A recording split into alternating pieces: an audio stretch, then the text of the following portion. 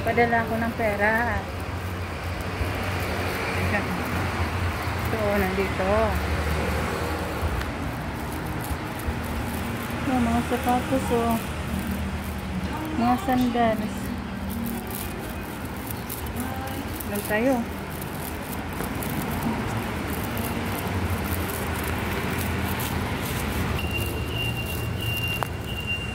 Dito ako papadala ng pera sa EEC. Ayan, may sapatos, oh. Yan. Dito ako magpapadala ng pera sa EEC. Yan, ah. Tapos, dito din ang magpa-box. Magpabalik ba yung box? Yan po. Manila Cargo. 26 yung Jumbo King. EEC.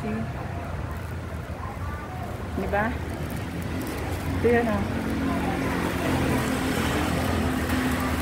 Yan. Yan yung ano, mga sample. Sample ng box. Yan, oh.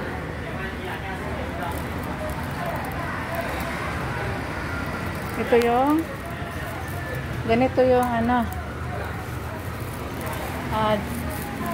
Jumbo King. Yun, oh. Mahaba pala siya eh. Mataas.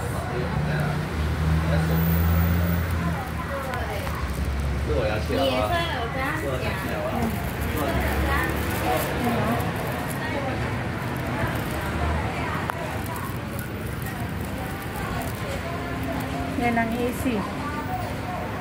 Diyan magpapadala ang mga OFW. Yan ang remittance.